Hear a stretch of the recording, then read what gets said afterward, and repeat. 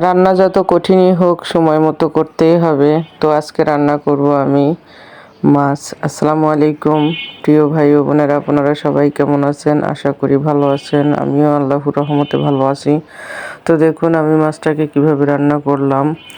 আমি এখানে কোনো মশলা কষাবো না, মাছটার সাথে সকল প্রকারের মশলা, পেঁয়াজ, রসুন এগুলো মিলিয়ে আমি একসাথে একটু তেল দিয়ে ভালো করে মেখে নিয়ে এটাকে চুলায় বসিয়ে দিয়েছি। আর মাছটা ভাজার সাথে যে পেঁয়াজটা দিয়েছি, এই পেঁয়াজটা কষানোর কাজে লাগবে আমার। পেঁয়াজটা ভালো করে ভাজার একটা যে ঘ্রাণ বের হয়, ওটাতেই মাছের একটা স্বাদ চলে আসে। এই মাছটা রান্না এভাবে করে খেয়ে দেখবেন সবাই, অনেক মজা হয়। ভিডিওটি ভালো লাগলে অবশ্যই আমার চ্যানেলটি সাবস্ক্রাইব করুন, লাইক কমেন্ট শেয়ার করুন, বেশি বেশি সাপোর্ট করুন। তো দেখুন আমি এখানে আলু দিয়ে দিয়েছি একটু, দিয়ে এই যে তরকারিটা যে আমরা কষাই এমনিতে মশলা কষানোর পরে আমি এখন এই তরকারিটা কষাচ্ছি।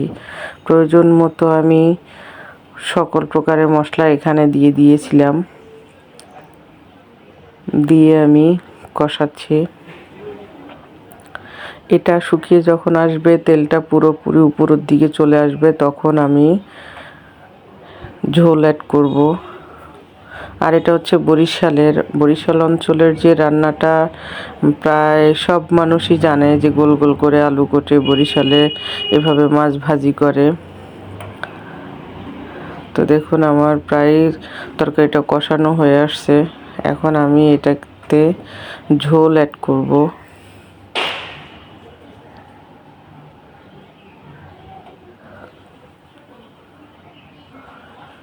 এভাবে নতুন আলু যেহেতু অনেকটা সময় লাগবে না। মাশাআল্লাহ, দেখতে কালারটা অনেক সুন্দর হয়েছে, খেতেও অনেক মজা হবে। আপনারাও বাসায় এভাবে ট্রাই করবেন। অনেক সময় মাছ ভাজি করা, তরকারি কষানো অনেক ঝামেলা হয়। শর্টকাট রান্না, অল্প সময়ের ভিতরে হয়ে যায়। আমি এখন ঝোলটাকে অ্যাড করলাম প্রয়োজন মতো। এটাতে আমি কোনো ঝোল রাখবো না, একদম শুকিয়ে ফেলবো। এটাকে বলে মাছ ভাজি। আমি কিছু টমেটো দিয়ে দিলাম যেন মজা হয়। শীতের দিনে টমেটো তরকারির সাথে অন্যরকম একটা মজা নিয়ে আসে, সুস্বাদু হয়, দেখতেও সুন্দর হয়।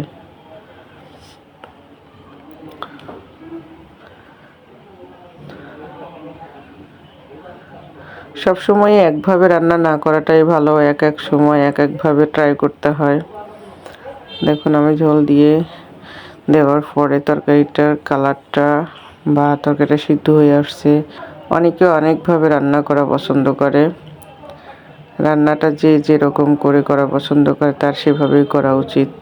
তো দেখুন আমি একদম তরকারিটা সুন্দর করে, সবাই ভালো থাকবেন, সুস্থ থাকবেন এই কামনা করি। আল্লাহ হাফেজ।